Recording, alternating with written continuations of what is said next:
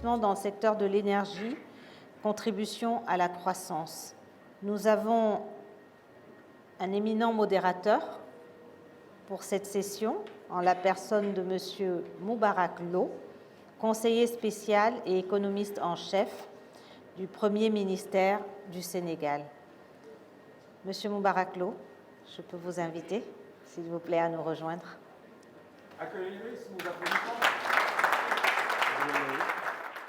Alors, je vais laisser à Moubarak Lo le soin d'inviter ses panélistes. Et merci de nous avoir invités et d'être venus au Sénégal. Donc, j'invite Madame Lodimila Kati Silva Camara, Rissuili. Donc, elle est directeur général de la prévision et des études économiques en Guinée-Bissau. Vous parlez français? Un peu, d'accord. Et Ricardo Rosa, directeur du service des caisses et crédits.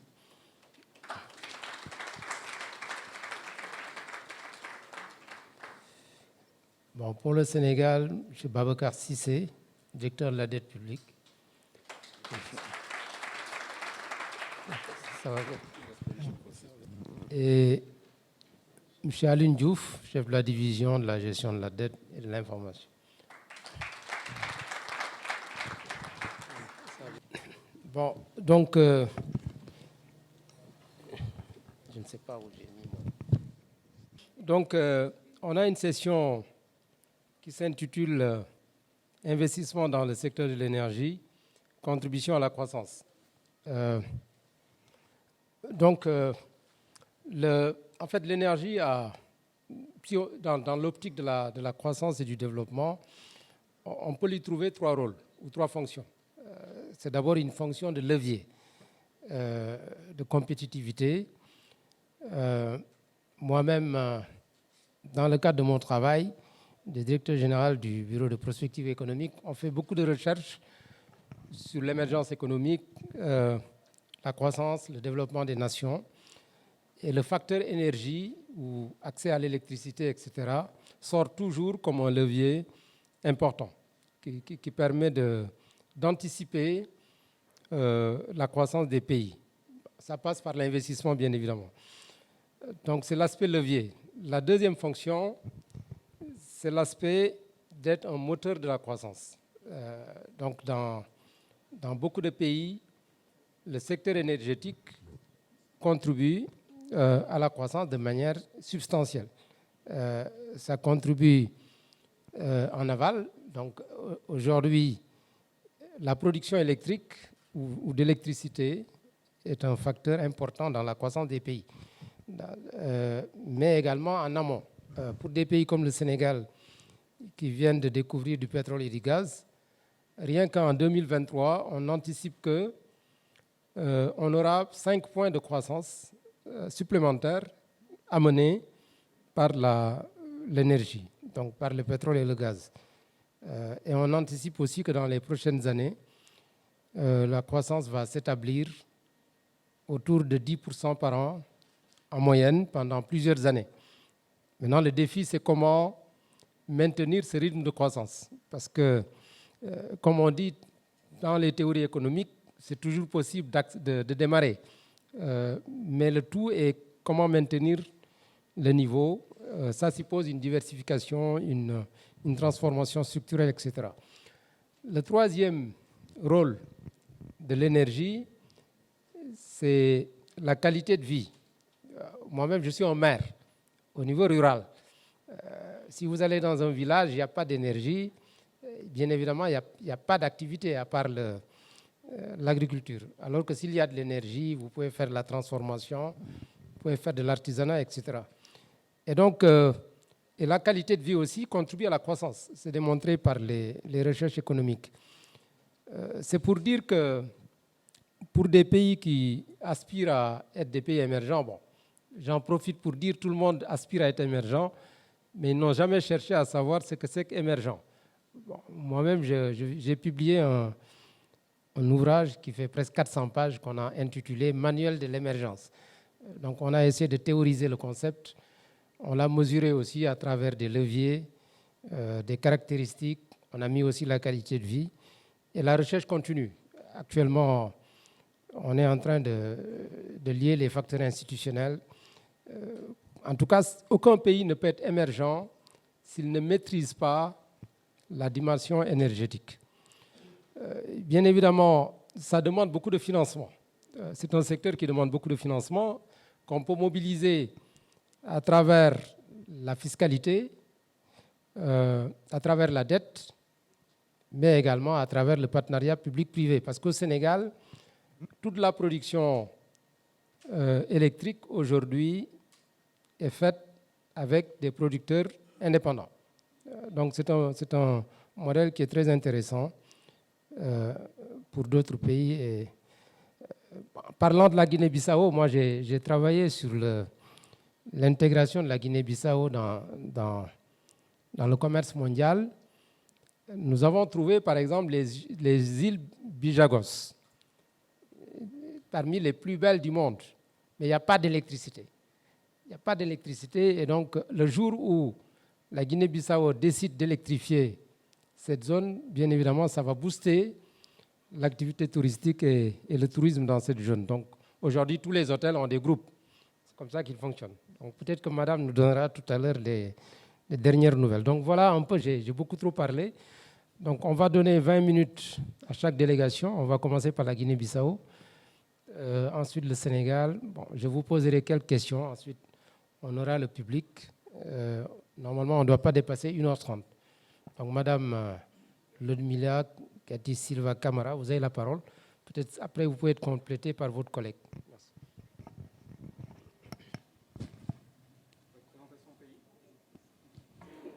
Il y aura une présentation. Okay.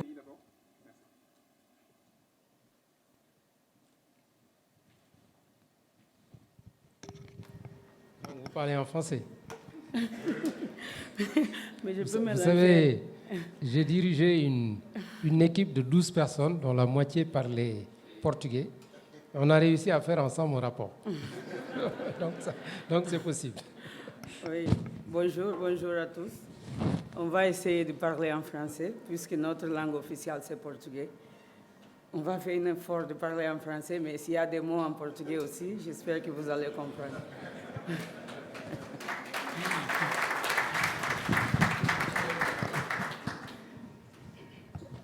OK.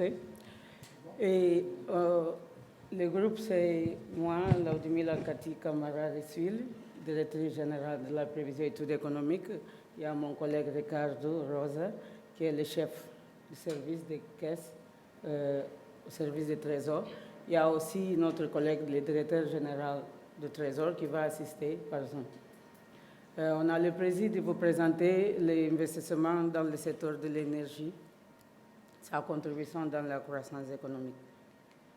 Pour commencer, le plan de présentation sera autour de 6 petits points. Après l'introduction, on va parler de situation économique récente et perspectives à moyen terme, le contexte du secteur de l'énergie en Guinée-Bissau, la contribution de ce même secteur dans la croissance économique, l'investissement de l'État dans ce secteur, les perspectives et ainsi que les plans de financement axés sur l'obligation d'État. Le Guinée-Bissau, c'est un petit pays avec 36 125 km², pour ceux qui ne connaissent pas. La population, c'est environ 1 624 945 habitants, moins de 2 millions d'habitants, avec un taux de croissance démographique de 2,2% par an. Le pays est administrativement divisé à 8 régions, avec un secteur autonomique, Bissau, qui est la capitale du pays. Et cette division, c'est administrativement divisé en 32 villages au total, ceci en session. Et pour parler du secteur de l'énergie, on a le ministère de l'énergie et des ressources naturelles. C'est lui le responsable pour la régularisation et la tutelle du secteur et des services publics nationaux d'électricité. On a une entreprise EAGB, c'est lui qui assure les monopoles, c'est lui qui est en charge de la production et distribution et commercialisation d'eau et d'électricité au pays. Son champ d'application, ça doit couvrir tout le pays, mais malheureusement, tenant compte des défis de financement, il couvre presque la ville de Bissau. Le secteur de l'énergie a acquis de certains volumes en termes d'investissement à partir de 2014. Parce qu'avant, il y avait beaucoup de pérennité dans les services, mais à partir de 2014, tenant compte des investissements considérables dans ce secteur, il a beaucoup amélioré. Situation économique et perspective à moyen terme. Pour l'année 2022, on vient de terminer l'année 2022, globalement, on peut dire que la situation économique n'est pas défavorable, tenant compte de la situation au niveau international, puisqu'on a eu un taux de croissance de 4,7%. Cette prévision, ça pourrait être mieux si le système de transport lié à le transport maritime des noix de cajou opérait avec l'efficacité. Et pour l'information, on a les principaux produits d'exportation, que le sel et les noix de cajou, et malheureusement, on l'exporte dans sa forme brute. Ça nous empêche d'une part de créer des valeurs ajoutées. Et pour les prix, comme partout, presque tous les parts, on a une inflation de 6,9% à cause d'augmentation des prix au niveau international. Et on a les perspectives de croissance ainsi que les prix, on compte améliorer par l'année 2024.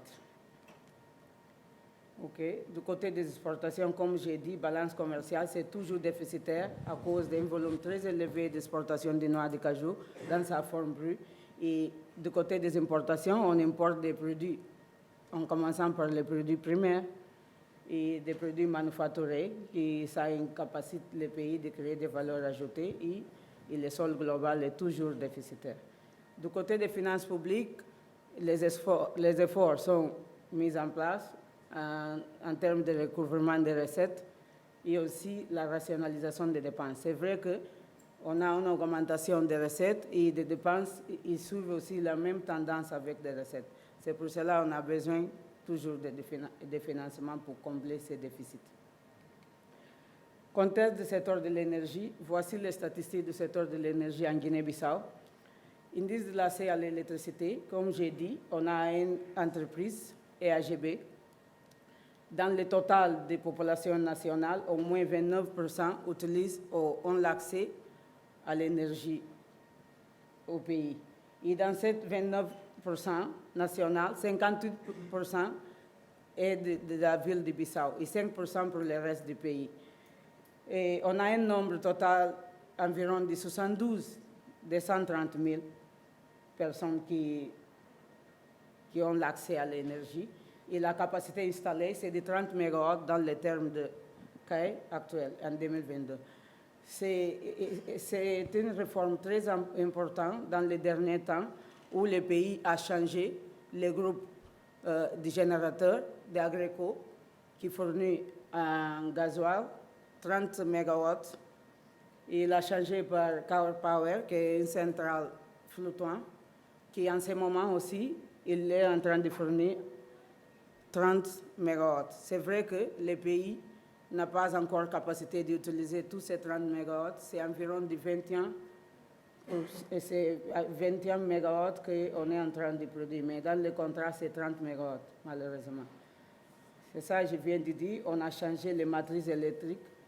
Maintenant, ce n'est plus gasoil, c'est fuel oil, huile lourde. Et la tarif moyen, c'est 0,42 $. Et on a des pertes. C'est pour cela que ça devient cher, le coût de l'électrification. Il y a un indice de perception du facturé de 68%. Encore, l'évolution d'accès à l'électricité en Guinée-Bissau, comme j'ai dit tantôt, la plupart, c'est dans la ville urbaine, la ville de Bissau, et les autres sont encore précaires. Ils n'ont pas l'accès. On va voir devant, le faible degré d'accès à l'électricité limite les pays mettant en évidence Comme j'ai dit, le développement d'industries, de transformation, comme monsieur vient de dire, on a des difficultés. Quand il n'y a pas d'électricité, on ne peut pas parler de transformation. Et il y a le développement de l'esprit d'entreprise, d'innovation, de technologie. Il faut ça aussi, acquis des équipements sophistiques, d'accès adéquat d'informations. Du côté de la santé aussi, il y a l'incapacité de garantir l'utilisation des instruments modernes. On a l'automatisation, processus de production, de mise en vente des revenus et des dépenses. Ça aussi, ce processus sera un facteur d'inefficacité économique à cause du manque d'électricité.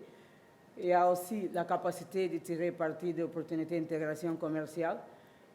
Pour changer, pour le libre-échange, il faut les transformations, il faut les variétés de produits. Il y a la diversification aussi de l'économie nationale, amélioration des balances commerciales.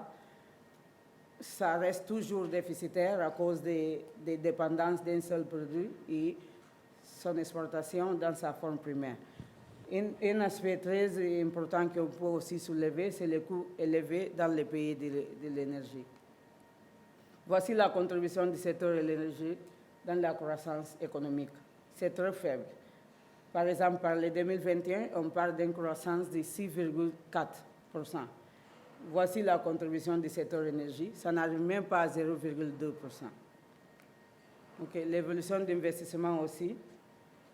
Voici la part, l'investissement public total, c'est la ligne rouge. Et la ligne marron, c'est la part dans le secteur secondaire d'investissement de l'électricité. Et aussi, la ligne, je crois, marron, ça aussi, c'est le total d'investissement public dans le secteur de l'énergie. On voit que c'est dans le droit, c'est en valeur à 1000 francs CFA, et à gauche, c'est valeur en pourcentage. On voit que c'est très faible, la contribution ou l'investissement public dans le secteur de l'énergie. Voici l'évolution de la composition des matrices énergétiques en Guinée-Bissau. On a encore diesel, hydraulique et solaire. À base de l'énergie fossile, elle constitue aujourd'hui la principale source d'approvisionnement énergétique du pays, notamment public. De nouvelles centrales ont été construites, sont en construction. Il y a un dans la ville de Bissau et l'autre à l'intérieur. À base solaire aussi, c'est la principale source d'approvisionnement privé. Et comme j'ai dit tantôt, l'entreprise couvre seulement Bissau. Et à l'intérieur, il faut quelque chose pour alimenter. Et de nouvelles stations ont été construites aussi par les projets publics, comme il y a des centrales solaires de Bissoran, des stations d'irrigation hydraulique et réseaux col dans le périmètre irrigué d'un autre village. Il y a aussi les fonds d'eau qui constituent la principale source d'approvisionnement énergétique du pays actuellement, la construction des stations, la transmission et des lignes de distribution en cours des stades avancés. On peut dire qu'avec la débouchée des fournisseurs d'électricité à partir du barrage de Caleta, on compte que ça va révolutionner la matrice énergétique nationale. En utilisant... Caleta en Guinée. Pour préciser, Caleta en Guinée. Caleta en Guinée, oui, c'est ça, parce qu'il y a l'autre aussi. Stabiliser l'approvisionnement, une des plus grandes couvertures nationales de meilleurs prix. On compte avoir un meilleur prix. Les consommateurs transformant indicateurs d'accessibilité énergétique dans le pays avec la construction de Caleta en Guinée. L'évolution aussi de l'électrification solaire en Guinée-Bissau, comme vous pouvez le voir, ça c'est dans le village. La Guinée-Bissau a progressé déjà en termes d'énergie renouvelable basée sur les systèmes d'alimentation solaire. On a des constructions de systèmes solaires et d'irrigation pour l'agriculture aussi. Ça, ce sont des projets, l'une des BOAD et l'autre des Banques mondiales. Et cinquième point, on a les perspectives du secteur. Il existe encore des importants défis, les structures de base de distribution de l'énergie dans le pays. On a une nécessité d'investissement important dans ce secteur. Et ici, l'utilisation de l'énergie fossile sera considérablement réduite en remplaçant l'énergie hydraulique qu'on compte avoir brièvement. Le système de matrice de consommation aussi, principalement des gros consommateurs, est encore précaire et basé sur des contrats séparés. Les coûts de l'énergie, comme j'ai dit tantôt, c'est très élevé à cause de cette dépendance des autres moyens d'énergie et devra diminuer avec la mise en service des barrages de Caleta en Guinée. Et les fontaines solaires peuvent être abandonnées malheureusement si tout ça est en place. OK. Le sixième dernier point, le plan de financement 2023 axé sur les obligations. Un petit rappel, on va parler des bilans des émissions de l'État pour l'année 2022. Pour vous dire que l'État de la Guinée-Bissau est intervenu pendant 9 mois sur les marchés publics dans l'année 2022. Et 12 titres ont été émis par les marchés pour un montant mobilisé de 119 milliards. Les interventions de l'État ont retenu l'attention des investisseurs avec un taux de couverture émis par 175% contre 294 enregistrés en 2021. L'ensemble des interventions de l'exercice ont porté sur 6 points de maturité ayant 3 mois à 7 ans. Encore, comme j'ai dit, les 12 opérations de la Guinée-Bissau ont réparti du montant mis à adjudication par instrument, 41,37 milliards de bahts, soit 51% au total. En autre aussi, 77 OAT et du montant total. La taille moyenne des émissions était de 13,3 milliards de francs CFA. Les pays intervenus régulièrement sur tous les trimestres, soit 2 fois par premier et 3 fois par le troisième trimestre, et 2 derniers trimestres. 12 des titres ont été objets d'abonnement au cours de l'année. Toutes les émissions ont porté sur des maturités standards. 3 changements d'émissions par rapport à l'émission prévue sur le calendrier initial, qui c'est normal. Intervention de manière régulière et prévisible sur l'MT, en tenant compte des règles fixées. Les délais de transmission des titres pour les émissions sont aussi respectés.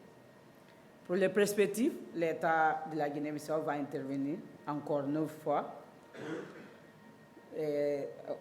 à l'année 2023 de manière régulière sur un jour fixé, qui est le mardi, afin de donner la prévisibilité aux investisseurs. Le montant unitaire des émissions classiques sera de 10 et 15 milliards sur les maturités entre 3 et 7 ans. Procéder systématiquement à l'abonnement des titres, émission des titres benchmark, intervenir sur tous les segments de la courbe allant le court et long terme. La mise en place aussi d'une gestion de la dette pour liser notamment les services de la dette en 2023, matérialisant les précédents éventuellement des opérations de rachat. Et aussi, on compte mettre en place une stratégie de gestion de la relation avec les investisseurs. Voici le calendrier, comme je viens de dire, 9 fois, l'intervention de 9 fois, avec un montant mobilisé de 120 milliards dans les différents types d'interventions et nouveaux gisements assimilés aussi. Il y a les nouveaux, il y a l'abonnement OAT avec les assimilations différentes. Pour conclure, je demande en 2023, venez investir pour le développement de la Guinée-Bissau.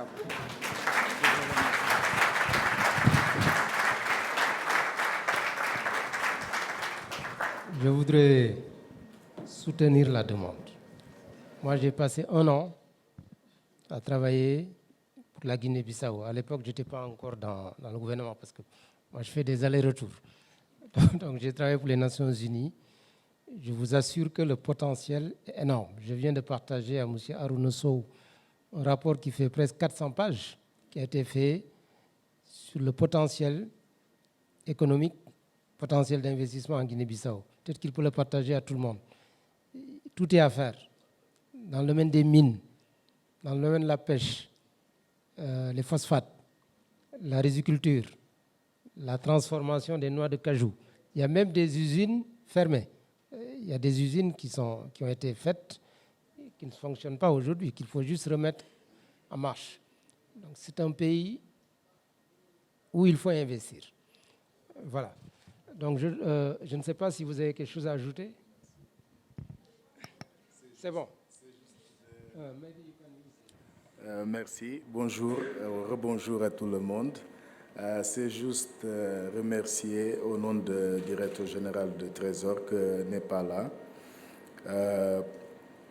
Pour dire d'abord souhaiter une bonne nouvelle année avec beaucoup de santé, prospérité et bénédiction pour vous et pour votre famille. Remercie aussi à tous les investisseurs qui, depuis 10 ans pratiquement, suivent la Guinée-Bissau dans ses émissions.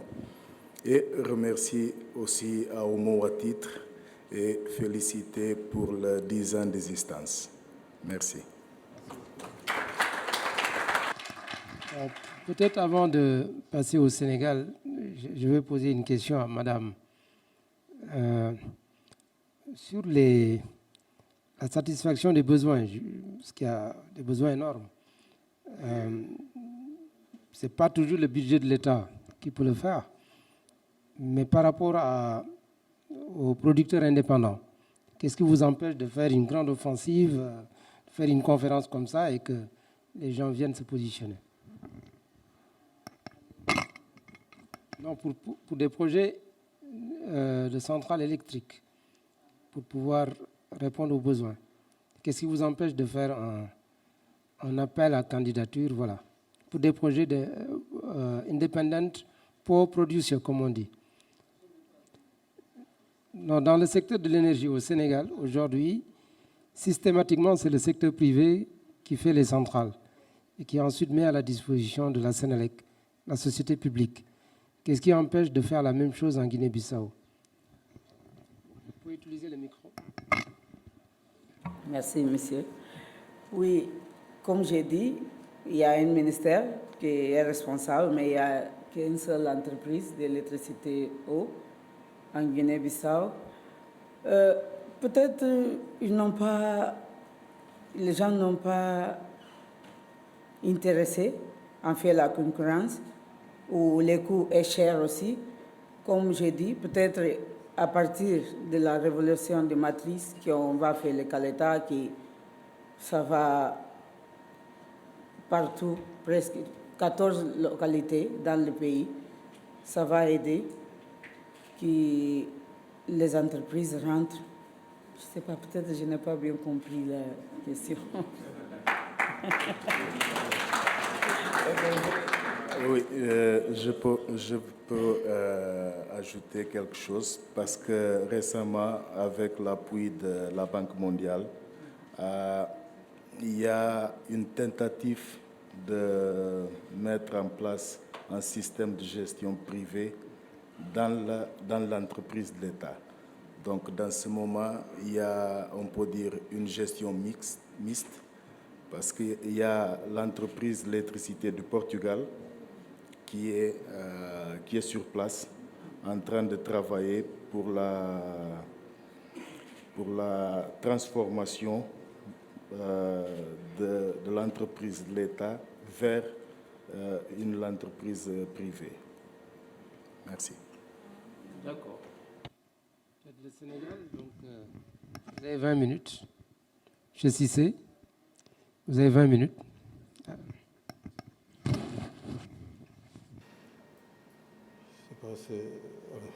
Bonjour à tout le monde. Alors, je voudrais avant tout peut-être vous souhaiter déjà la bienvenue à Dakar, au nom de la teranga sénégalaise à laquelle vous êtes certainement très habitués. Qui caractérise ce pays-là, qui est un pays marqué par son hospitalité, ses relations de bon voisinage avec les pays limitrophes et sa diplomatie qui est également très active un peu dans le monde.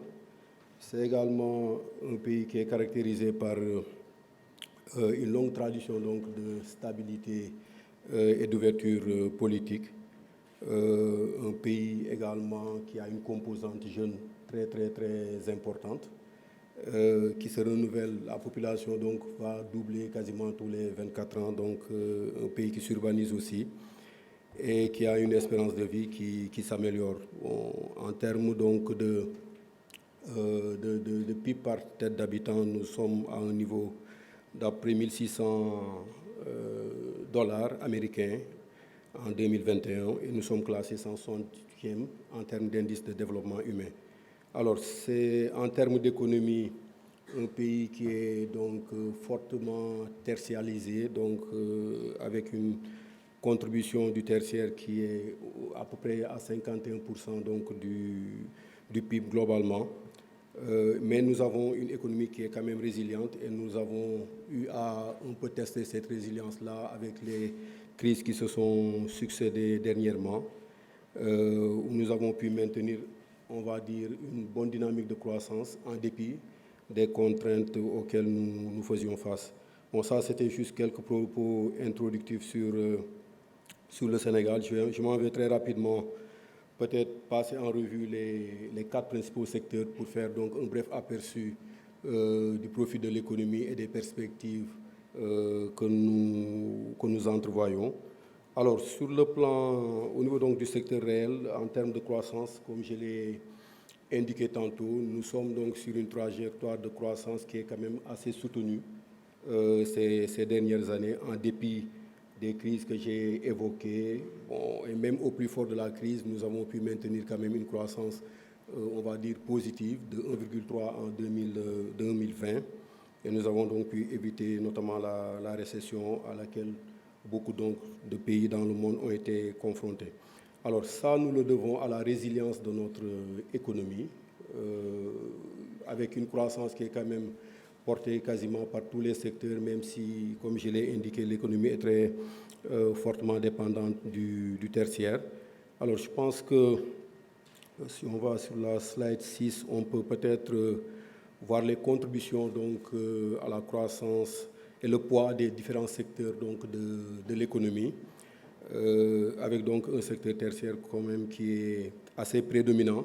Et ça, c'est une évolution qui a été un peu renforcée avec la mise en œuvre donc, du PSE, qui est notre référentiel donc, de politique économique, mais également un secteur secondaire qui fait un peu quelques progressions en termes donc, de poids dans l'économie. Vous avez également un peu la contribution à la croissance de ces différents secteurs. Nous avons eu une approche comparative entre la période d'avant PSE et la période d'après PSE, pour un peu voir comment est-ce que ce référentiel a un peu impacté la structure de l'économie, puisque l'axe 1 donc, du PSE, c'est de faire un peu la transformation structurelle de notre économie et de le rendre beaucoup plus, je veux dire, résiliente, plus industrialisée également, à la faveur des différentes politiques publiques qui sont menées et des investissements consacrés à ce niveau-là.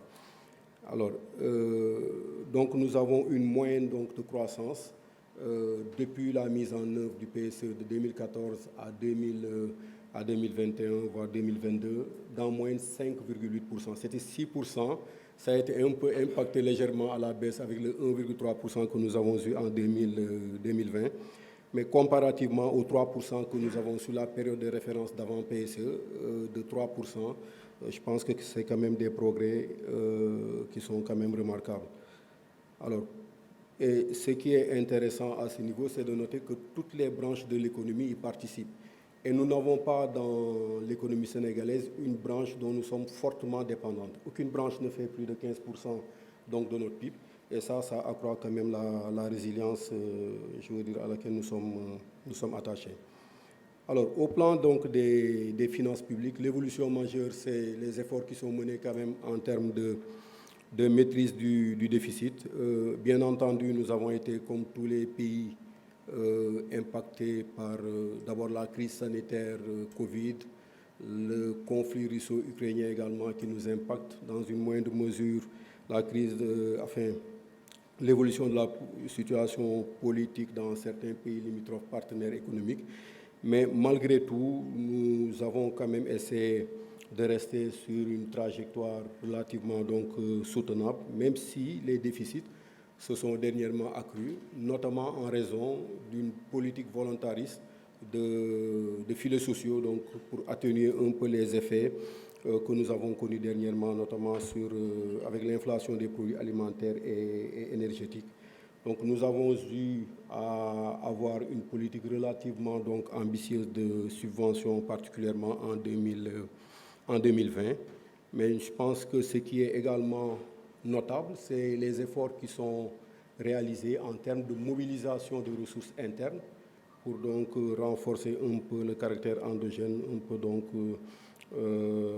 du financement donc, de nos politiques publiques.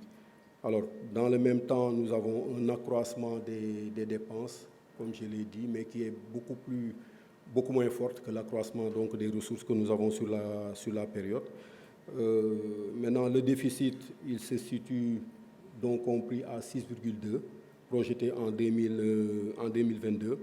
Mais nous sommes quand même sur une trajectoire de consolidation et nous ambitionnons donc dès 2023 de le ramener à 5,5% et de poursuivre donc cette consolidation-là vers la norme communautaire à partir de 2024 à la faveur donc je veux dire de l'exploitation des champs gaziers d'abord et plus tard pétroliers que nous mettrons en œuvre cette année-ci.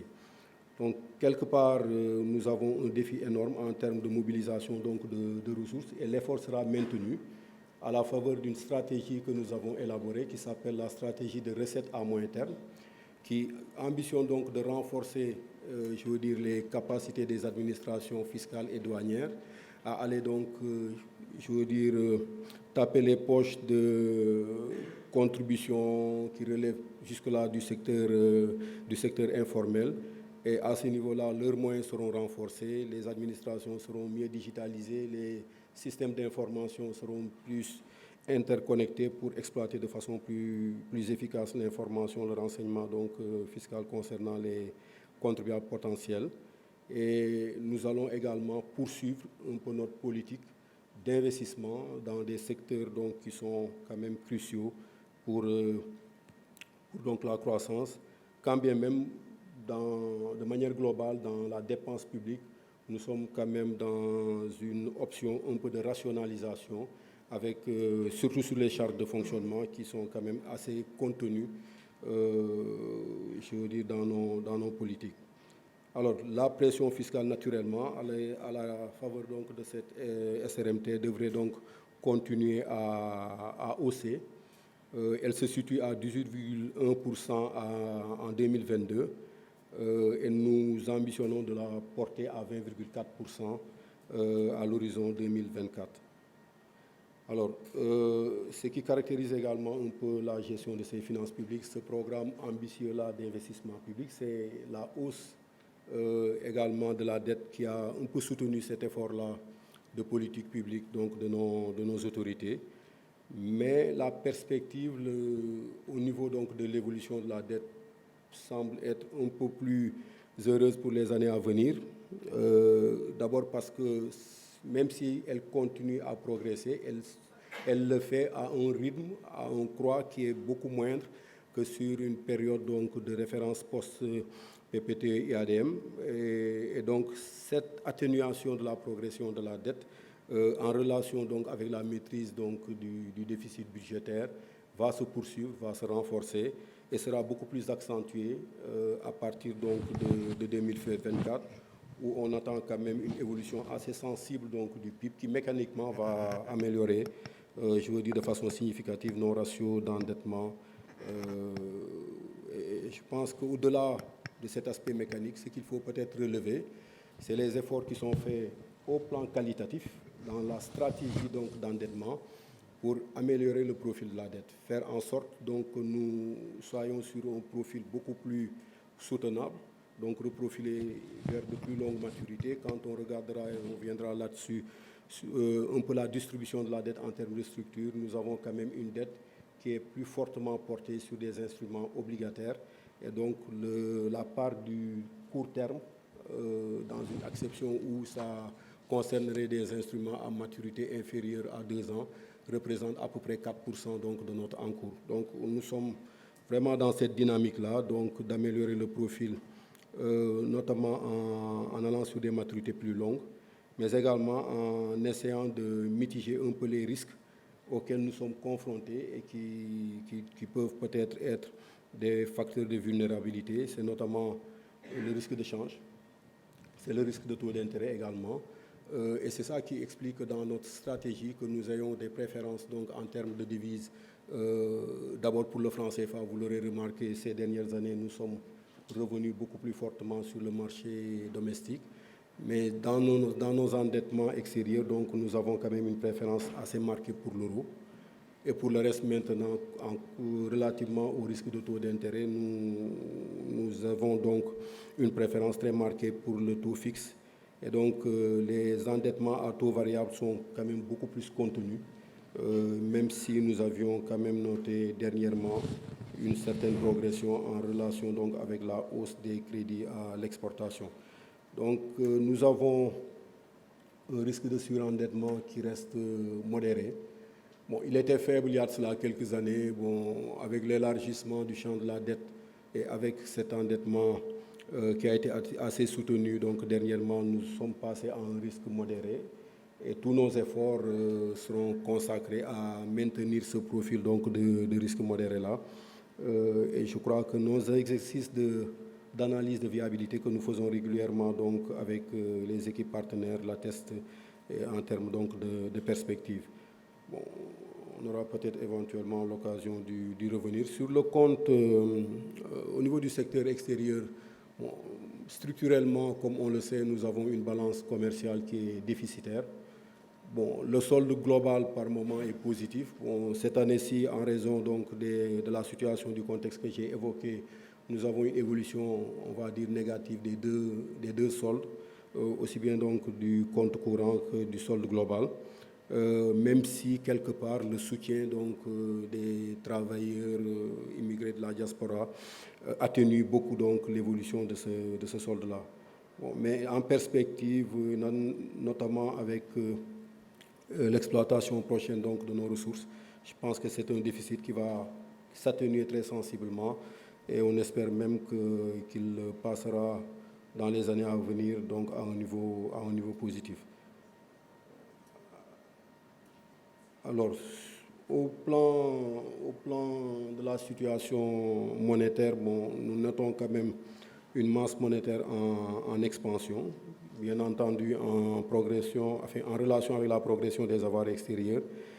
Les crédits au secteur privé, c'est un point également important, sont aussi en expansion. Ça atténue, je veux dire peut-être éventuellement la thèse de l'éviction du secteur privé par une présence forte de l'État un peu sur les marchés de capitaux. Bon, ça, je pense que c'est un débat en réalité qui n'a pas lieu d'être. Et je pense que c'est une tendance qu'il faut encourager parce que nous, ce que nous voulons un peu dans la mise en œuvre du PSE, c'est d'en arriver très rapidement à une phase où c'est le secteur privé qui va être plutôt le relais de croissance, qui va donc suppléer un peu l'État, une fois que nous aurons mis en place le cadre attractif et incitatif donc, pour l'investissement et que ce secteur privé-là soit mieux accompagné par le secteur bancaire. Bon, ce secteur également ne suscite pas de préoccupations particulières à date, parce que globalement, les banques sont bien capitalisées et quand on regarde un peu les stress tests donc, de solvabilité, je veux dire la plupart d'elles donc, montrent leur capacité à supporter donc, les chocs exogènes. Alors les créances improductives, naturellement, sont à des niveaux qui sont maîtrisés en relation donc, avec la politique de provisionnement qui est également exigée par les autorités monétaires. Alors, je vais en venir très rapidement donc, au thème spécifique de la présentation au pays qui concerne donc l'investissement dans le secteur de l'énergie et sa contribution à la croissance. Alors, d'abord pour dire que c'est quand même un volet important dans le cadre du PSE, l'énergie. Parce que nous pensons qu'il faut avoir quand même une énergie disponible, peu coûteuse et qui soit peu polluante également pour nous permettre véritablement d'être sur la trajectoire donc, de croissance et de développement économique que nous souhaitons impulser donc, dans le cadre donc, de nos politiques publiques. Et à cet effet-là, nous avons défini ce qu'on appelle une stratégie dans le cadre d'une lettre de politique sectorielle qui est donc matérialisée ou opérationnalisée par le ministère du tutelle. Donc dans la lettre de politique sectorielle donc, de développement du secteur de l'énergie, nous nous sommes fixés quand même principalement comme objectif d'assurer un approvisionnement sécurisé, comme je l'ai dit, avec une énergie qui est suffisante, en qualité, qui est compétitive pour les entreprises, abordable pour les populations et qui est peu polluante en considération donc, de nos engagements donc, par rapport un peu aux défis climatiques. De favoriser un peu l'accès à l'électricité, de renforcer donc l'accès aux combustibles modernes, mais également de renforcer la gouvernance, la régulation également donc, du secteur et son suivi et évaluation. Donc le premier axe, ça a été de réformer un peu le cadre légal et réglementaire avec donc l'élaboration d'un nouveau code donc, de l'électricité en 2021 pour peut-être orienter un peu les choix vers donc, le mix énergétique. L'élaboration également, ou bien la refonte un peu de la loi qui donc régit un peu le rôle, les compétences, les attributions du régulateur, en l'occurrence la commission de régulation du secteur de l'énergie, en élargissant un peu ses missions, je veux dire, aux activités aval, donc hydrocarbures et aval gazier. L'élaboration également... Après 5 minutes. L'élaboration donc d'un code donc, gazier et la refonte du code pétrolier qui datait de 1998, de même qu'une loi sur le contenu local propre au secteur des hydrocarbures. Nous avons, dans la mise en œuvre, déroulé également une stratégie qui s'appelle la stratégie Gas to Power, alors qui a donc orienté un peu les investissements sur quelques axes.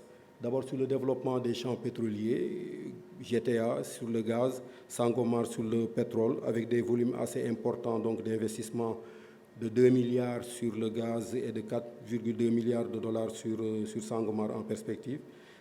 Les investissements ont été orientés également un peu sur les infrastructures de transport et de stockage donc, du gaz, avec la création de la Société Réseau Gazier du Sénégal, qui a un plan donc, globalement de 180 milliards d'investissements, sur les infrastructures de production d'énergie, avec donc la mise à niveau des centrales existantes et leur conversion au gaz, donc pour permettre qu'elles puissent utiliser les ressources, mais également l'édification, la construction de nouvelles centrales à travers des contrats IPP, donc avec le privé.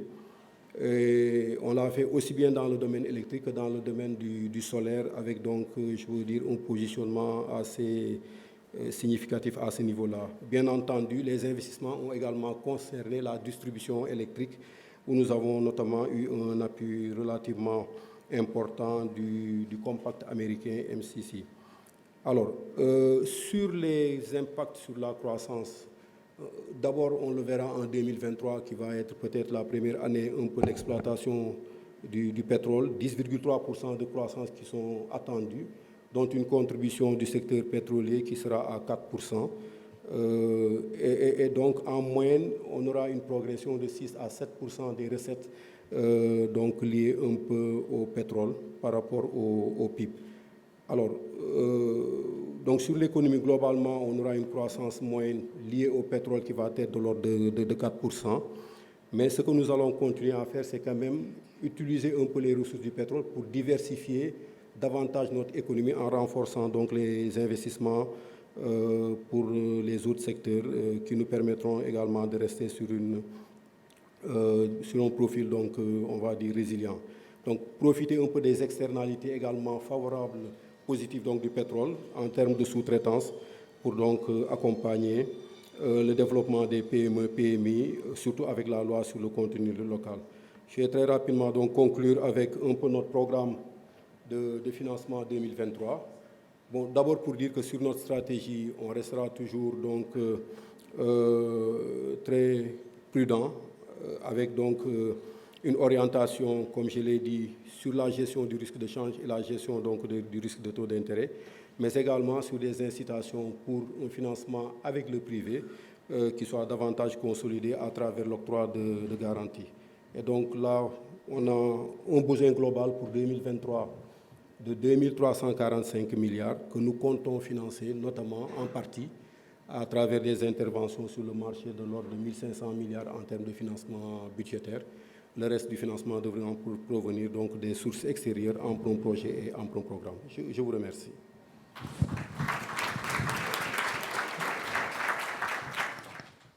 Merci beaucoup de cette présentation sur la situation du Sénégal. Votre collègue, vous avez quelque chose à ajouter, M.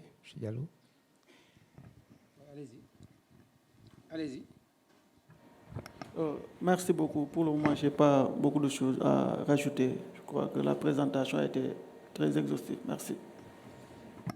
Voilà, peut-être vous avez parlé de tout sauf du niveau de la dette. Est-ce que vous pouvez dire quelle est la situation actuelle et qu'est-ce que vous projetez pour les prochaines années?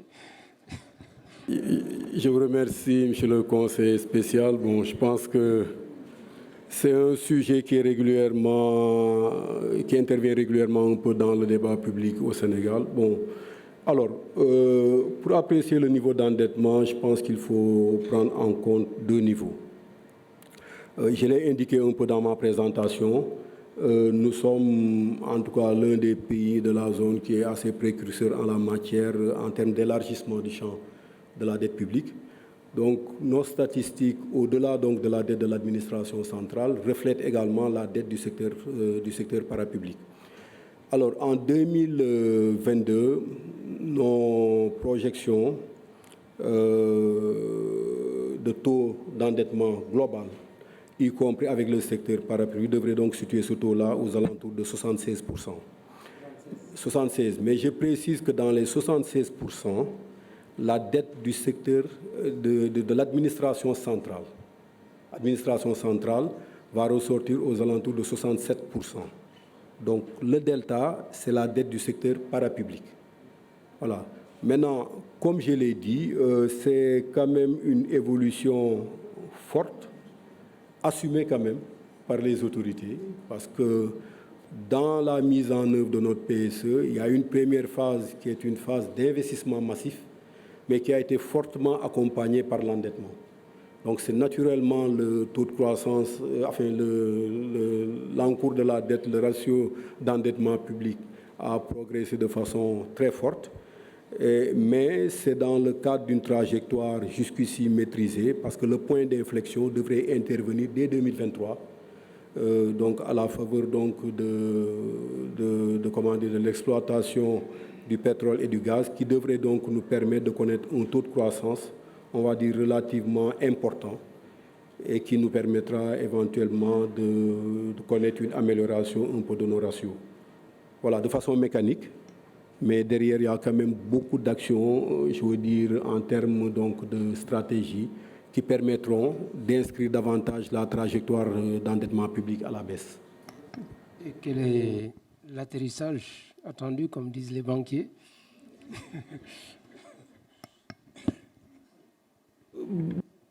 Comme je l'ai dit, déjà l'inflexion, nous la connaîtrons en 2023.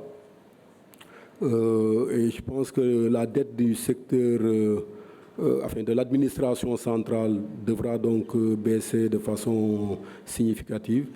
Le taux d'endettement public pour 2023 est attendu à 64,5%. Et il va se consolider à la baisse.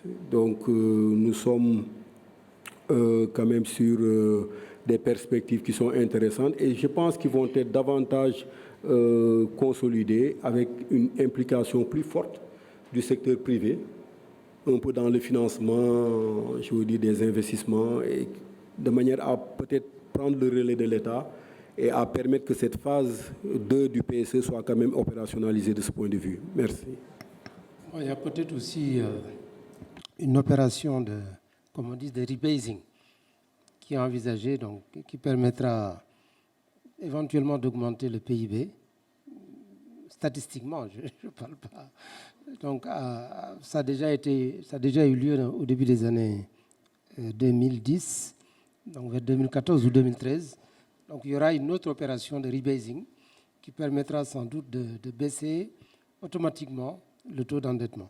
Bon, comme on n'a pas beaucoup de minutes, on va prendre les questions. Donc, on m'a dit qu'il faut qu'on finisse, qu'on puisse faire l'autre panel avant le déjeuner. Peut-être si vous pouvez donner votre nom. Oui, vous vous présentez et vous parlez. Allez. Merci, bonjour à tous.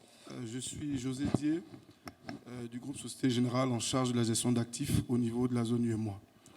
Tout d'abord, je voudrais remercier l'agence UEMOA Titres et les intervenants pour la qualité des interventions que nous avons depuis hier et qui dénotent justement du sujet intéressant que représente le marché des titres publics. Alors ma question s'adresse aux deux délégations, éventuellement aussi aux autres délégations qui vont arriver cet après-midi. C'est sur la perspective macroéconomique et les maturités des titres qui sont émis. De toutes les présentations qu'on a eues hier et ce matin, on a des perspectives macroéconomiques qui ne dépassent pas l'horizon de 2 voire 3 ans. Et pourtant, les profils de maturité des titres émis vont jusqu'à 15 ans. Qu'est-ce qu'on nous propose comme perspective en termes de lecture du marché? D'autant plus que nous, en tant qu'investisseurs institutionnels, on a besoin d'avoir de la visibilité sur les projections macroéconomiques des États qui émettent des titres. Je vous remercie. Oui, peut-être. Je les laisse répondre pour créer du dynamisme. Guinée-Bissau, vous pouvez une réponse? Vous faites des perspectives sur 3 ans alors que les maturités peuvent atteindre 15 ans. Très bien.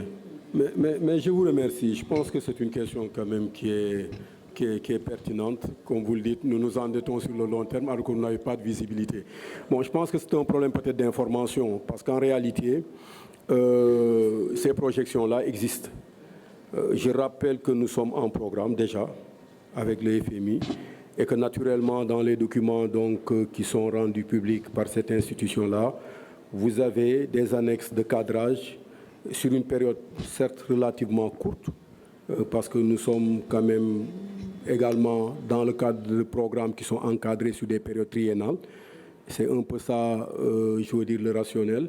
Mais par ailleurs, nous faisons quand même des exercices, notamment sur la viabilité, par exemple, de la dette, qui porte sur un horizon de 10 ans, au moins, et ça peut porter également, en fonction des instruments, sur un horizon de 20 ans. Bon, maintenant, après, nous avons quand même des projections sur ces horizons-là, qui valent ce qu'elles valent, hein, parce que projeter sur 20 ans, ça peut être un peu relativement risqué. C'est ce que nous faisions avant dans les exercices d'analyse de viabilité de la dette, avant de revenir sur une période plus courte de 10 ans.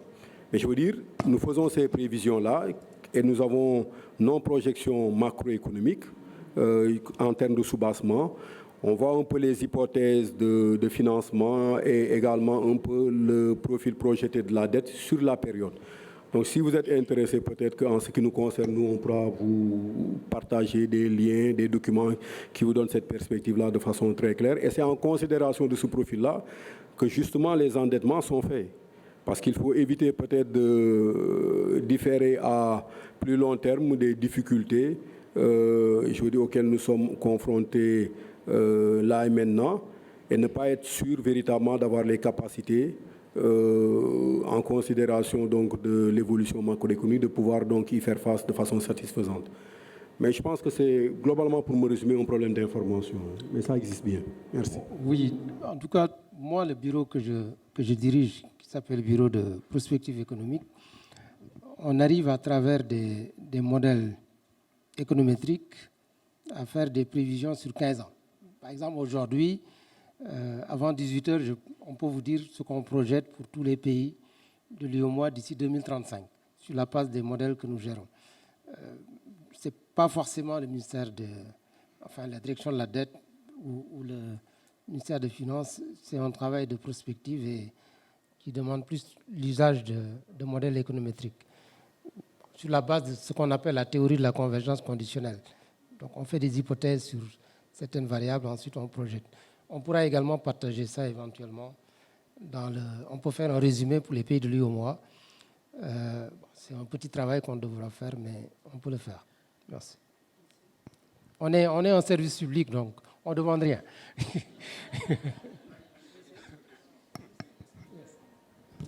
OK. Non, juste pour aller dans le même sens avec M. Babacar et M. le conseiller, c'est vrai qu'on a un modèle de prévision où on fait l'estimation et les prévisions à court long terme, mais notre champ, il peut se limiter à 3 à 5 ans. Mais les services ou la direction générale de la dette, qui est chargée de ça, il fait toujours l'étude de viabilité de la dette dans une maturité plus loin pour qu'il soit dans le même avec les titres. C'est pour cela peut-être on n'a pas présenté, mais sinon, il y a des documents. Merci. Très bien. Est-ce qu'il y a d'autres questions? Bonjour, Madame Ndaïfama Constance Diop, CFO d'une compagnie d'assurance de la place. Donc ma première question s'adresse à la Guinée-Bissau. Je vois que vous allez intervenir en 2023. Vous levez? Ah, on vous voit quand même. Ah. C'est bon? Donc je vois que la Guinée-Bissau va intervenir sur le marché des titres en 2023 à hauteur de 120 milliards, si je ne me trompe pas. Donc j'aimerais savoir le niveau du budget de la Guinée-Bissau et son déficit budgétaire. Ma deuxième question s'adresse à l'État du Sénégal. Donc je pense qu'après les banques, en tant qu'institutionnels, je pense que nous occupons une place importante en termes d'investissement sur le marché des titres publics, c'est-à-dire le secteur des assurances.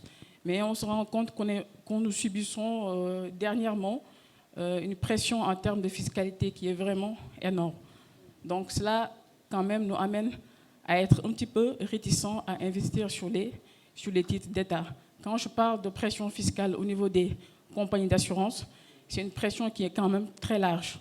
En allant vers au niveau des banques, vers les DAT déjà que nous investissons, et la TVA qui est à 18%, l'IRC qui est à peu près à 8 ou 6,8%, que nous n'arrivons pas à recouvrer. Il y a les titres des obligations d'État en cas de contrôle. Il y a toujours cette discussion en termes d'intérêt de 18% sur la TVA. Dernièrement, il y a la PCA au niveau des IARD qui est passée de 10% à 14%, CL, VL, CL, VA. C'est quand même très compliqué. C'est très compliqué. Les patentes qui sont à côté aussi, impôts sur les patrimoines bâtis, quand nous investissons sur le secteur immobilier, c'est très énorme. Les banques sont beaucoup plus à l'aise que nous en termes de pression fiscale et c'est vraiment une plaidoirie pour toutes les compagnies d'assurance. Nous aimerions vraiment que vous revoyiez ce point-là, qui est très important pour nous. Donc c'est un plaidoyer Merci. plus qu'une question. Bien, est-ce qu'il y a... C'est noté. Est-ce qu'il y a une autre question? Grégoire de la GUCA. Je remercie les deux pays qui ont présenté. Ma question concerne beaucoup plus la question de la stratégie et de la viabilité de la dette à venir. Moi, j'ai remarqué que les deux pays ont annoncé quand même des décrochages de 2 points sur l'IHPC. Déjà pour 2023, et la Guinée-Bissau, déjà, on était déjà à l'atterrissage à 1,4 pratiquement. Je voulais savoir quels sont les facteurs sous-jacents qui motivaient quand même de telles perspectives. Merci. Oui, une réaction rapide. Qui veut réagir rapidement? Vous voulez réagir rapidement sur la question? Alors, moi je voudrais peut-être juste réagir par rapport au plaidoyer qui a été fait tout à l'heure par Madame le directeur financier. Alors, pour dire que la problématique a été portée un peu à notre attention dernièrement, je pense que c'est plutôt une préoccupation de place. Et nous avons été saisis notamment par l'Association professionnelle des banques et établissements financiers du Sénégal, que nous allons recevoir très prochainement au Trésor pour discuter un peu donc de cette situation-là.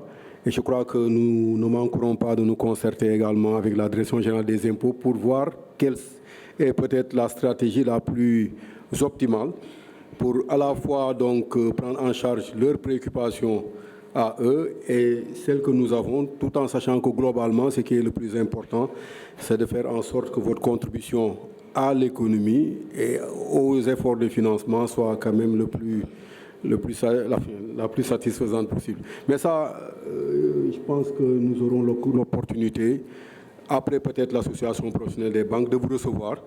En tout cas, nous l'avons programmé. Nous le faisions chaque année de rencontrer un peu nos partenaires de la place pour un peu leur présenter leur plan de financement. Et je pense que ce sera l'opportunité d'avoir un peu ces discussions-là. Mais nous sommes sensibles un peu à la situation que vous évoquez. Merci. Une question?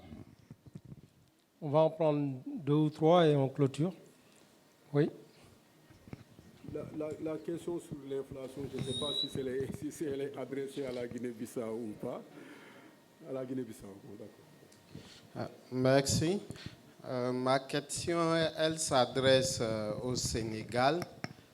C'est par rapport à l'analyse de viabilité de la dette. Alors, le champ de couverture de la dette du Sénégal prend en compte le volet parapublic. Donc, je voudrais savoir au niveau de l'analyse de viabilité, est-ce que vous considérez directement cette situation dans le scénario de référence ou bien est-ce que c'est pris en compte dans le scénario de choc? Et dans le cas où c'est dans le scénario de référence, est-ce que le champ de couverture des finances publiques prend aussi en compte les entités parapubliques? Merci.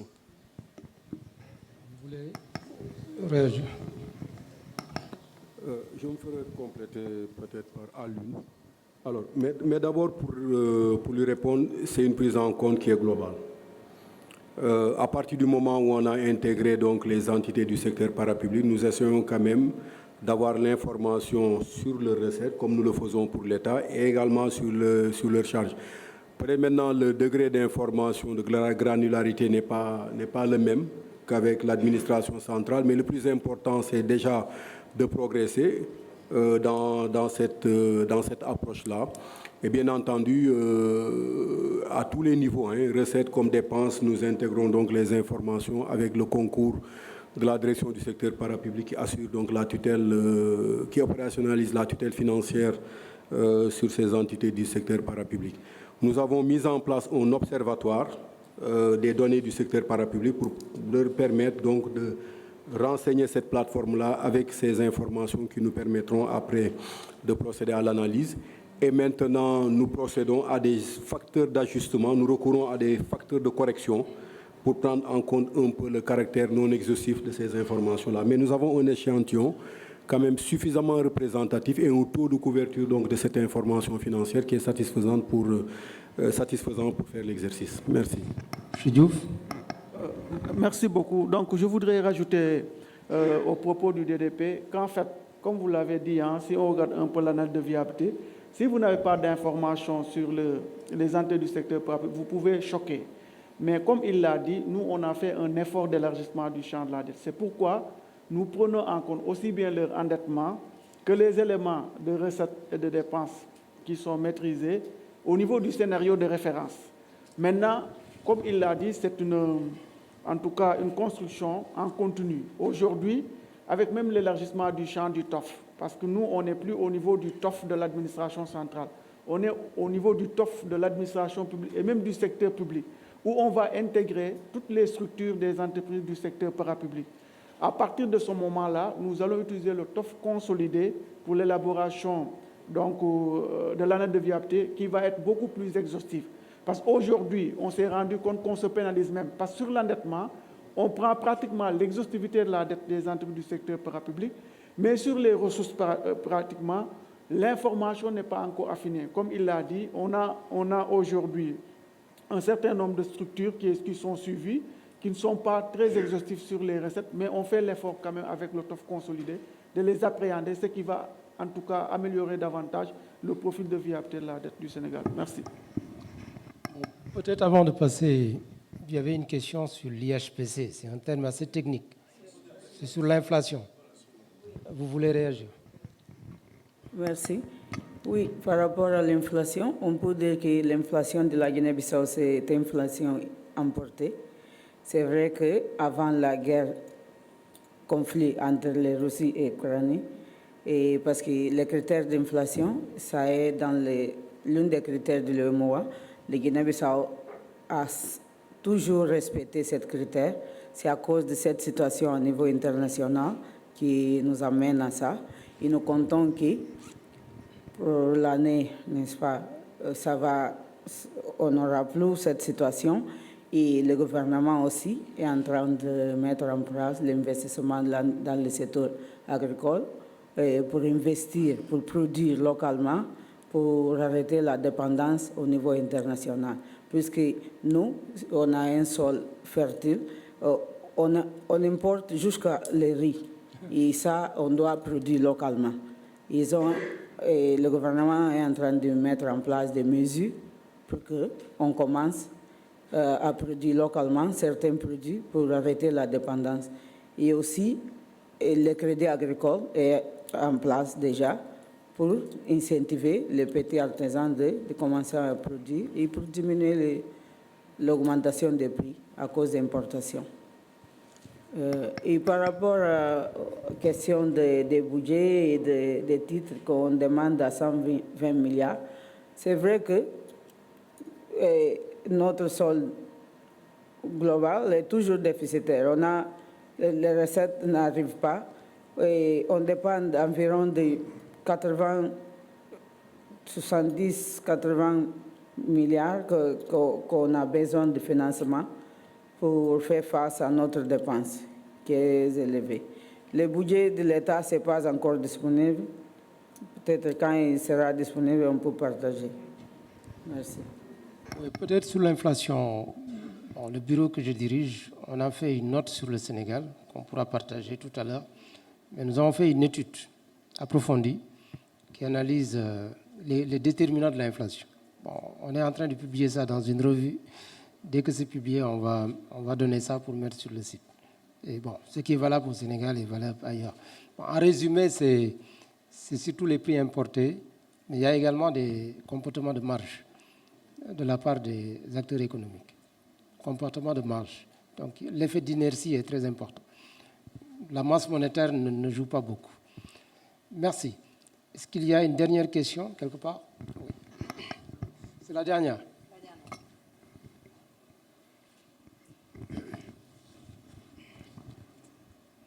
Bonjour, Ahmed Fall, Impaxis. Juste pour l'État du Sénégal, est-ce qu'on peut avoir plus de détails sur les maturités que vous visez? Parce qu'en fait, vous avez dit que vous souhaitez allonger les maturités. Même comme on le sait aujourd'hui, on est dans une période de hausse des taux. Donc les investisseurs sont plutôt à la recherche de duration courte. Donc allonger les maturités dans cette période-là, ça peut être compliqué. Et un autre paradoxe sur le marché, c'est qu'on veut faire des émissions sur 15 ans, in fine, majoritairement détenues par des banques à 93%, sachant que les banques n'ont normalement pas, dans leur politique ALM, la possibilité d'investir dans des titres aussi longs. Merci. Oui, la délégation du Sénégal. Merci beaucoup. Non, je pense que c'est également une question qui est très pertinente par rapport à la conjoncture de marché à laquelle nous faisons face actuellement. Alors, j'ai évoqué le reprofilage sur les longues maturités pour parler des efforts en termes qualitatifs que nous faisons pour améliorer un peu le profil de la dette, parce qu'à un moment donné, quand même, nous avions un peu ce risque de refinancement-là qui était assez prégnant et qu'il fallait un peu donc gérer. Bien entendu, c'est une politique qui est agile, qui est souple, qui ne va pas aller à l'encontre véritablement des tendances fortes du marché. Nous allons nous ajuster si cela, est nécessaire. Évidemment, cela après avoir peut-être optimisé toutes les sources, de financement auxquelles nous avons la possibilité d'accéder. Notre ambition, c'est de rester sur le marché pour beaucoup de raisons. Parce qu'il faut quand même en faire non plus un marché d'ajustement, mais un marché de financement principal, parce que quand même c'est dans notre devise. Bon, bien entendu, cela ne sera, possible qu'avec la disponibilité de la liquidité bancaire sur les termes que nous visons. Évidemment, nous sommes conscients que la maturité in fine de très long terme, elle pose des problèmes de renouvellement un peu de la liquidité sur le marché, et ça nous le savons. Nous pourrions peut-être un peu légèrement ajuster donc nos maturités, sur un niveau qui soit plus compatible avec vos contraintes.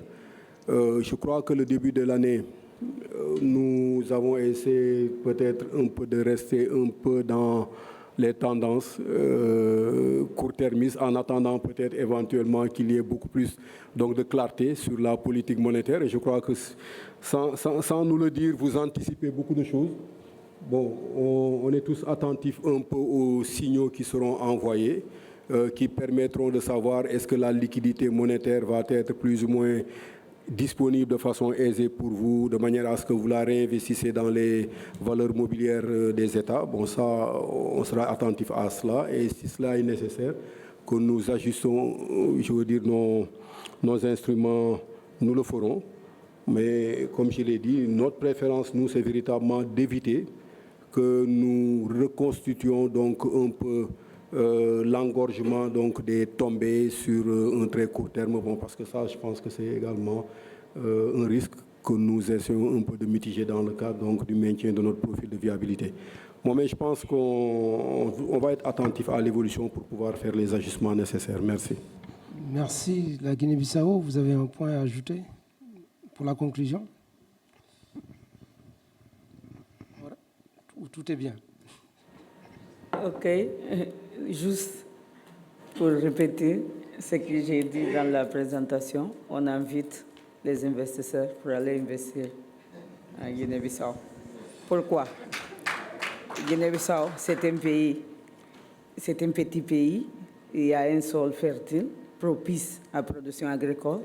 On a les méthodes agricoles pré-développées, d'où même la capacité de transformation est sous-développée. Et le gouvernement est en train de mettre en place des industries plus robustes, aussi que la banque, pour faire, n'est-ce pas, voir la recherche à travers des matières premières. On a les sous-secteurs du tourisme, comme monsieur connaît bien. On a les îles, très attractives, et tenant compte du placement du pays, aussi son climat. Il y a les beautés naturelles préservées, n'est-ce pas? Il faut investissement dans le secteur du tourisme. Au niveau des imports-exports, les infrastructures sont en place pour faire passer les produits pour l'exportation pour les ports qui est dans la ville de Bissau. Et on a des ressources minières, on a les bauxites, on a les phosphates aussi. On a tout ça. Il y a l'instabilité politique aussi pour compléter. Parce qu'avant, on parlait des coups d'État seulement, mais maintenant, ça arrête. Il n'y a plus de coups d'État, il n'y a plus d'instabilité politique au pays. On vous invite à investir en Guinée-Bissau. Vous savez, les économistes ont fait ce qu'on appelle le diagnostic pays. Les gens de Harvard, ils font ce qu'ils appellent le diagnostic de la croissance. Bon, nous, on fait le diagnostic de l'émergence. Et ils essaient de voir quel est le facteur le plus important qu'il faut maîtriser pour accélérer la croissance. En Guinée-Bissau, clairement, c'est la stabilité politique. Bon, après, il y a les leviers comme infrastructure, énergie. Mais c'est un pays où tout est à faire. Et les ressources sont énormes. Donc la clé, c'est la stabilité politique. Après, tout va suivre. M. Cissé ou M. Diouf, vous avez quelque chose à ajouter? Merci bien, monsieur le conseiller spécial. Si vous le permettez, juste peut-être en termes donc de message final, il y a peut-être juste deux aspects qui sont importants pour nous. Le premier, c'est relativement au thème spécifique qui concerne un peu l'énergie. Alors, je pense qu'en termes de perspective économique, ça va être un secteur qui va avoir une contribution plus significative dans les années à venir dans l'économie sénégalaise. Je profite de la tribune que vous m'offrez pour peut-être davantage inviter donc les investisseurs que vous êtes à vous intéresser à ce secteur-là. Les investissements qu'on a évoqués sont pour la plupart financés avec des ressources qui sont externes. Bon, je sais que vous avez des capacités qui sont là, mais il faut quand même prendre le risque de venir également mieux comprendre le secteur et investir. Il ne faut pas vous étonner après par la suite que quand il y a des opportunités à ce niveau-là, qu'on nous reproche de les avoir peut-être offertes à des investisseurs étrangers, alors que vous avez toute votre place à ce niveau. Ça, je pense que c'est un message à vous lancer. Le deuxième, vous l'avez évoqué un peu dans vos questions, c'est le marché. Nous sommes tous conscients qu'il va être très difficile cette année-ci. Nous avons donc un contexte inflationniste dans la zone. Nous comprendrons aisément donc que les autorités monétaires puissent avoir une politique restrictive. Mais je pense qu'il nous faut être ingénieux généralement devant ces défis-là. On a tout à l'heure parlé de la peut-être difficulté qu'il y aurait à rendre compatible la volonté des États d'aller sur un profil, je veux dire, plus long terme, et la nature de la ressource qui est disponible à votre niveau, qui est également plus court terme. Bon, ça, je pense qu'il va falloir éventuellement qu'on puisse davantage se concerter là-dessus, à une large échelle, vous-même, les acteurs monétaires, nous-mêmes, pour trouver peut-être les modalités qui, dans ce contexte-là, nous permettront véritablement de pouvoir financer de façon vraiment aisée les besoins, bon, en sachant que, franchement, à ce niveau-là, nous y avons tous intérêt. Donc ça, je crois qu'il va falloir également sortir de votre zone de confort et peut-être être un peu plus imaginatif également sur les instruments, sur les modalités, et ne pas rester juste dans un rôle d'investisseur, mais davantage également vous positionner dans le conseil. Et je pense que c'est également une adresse qu'on tenait à vous lancer. Merci. Merci beaucoup. Oui, je pense aussi, je ne sais pas si les agences de notation sont dans la salle, peut-être incorporer davantage de long terme dans les analyses. Peut-être qu'il faut s'allier avec les économistes. Nous, on a des outils déjà prêts qu'ils peuvent incorporer dans leurs analyses. En tout cas, merci beaucoup, parce qu'on a la pression du temps. C'était une session très riche. Allez investir en Guinée-Bissau et continuer d'investir au Sénégal. Merci.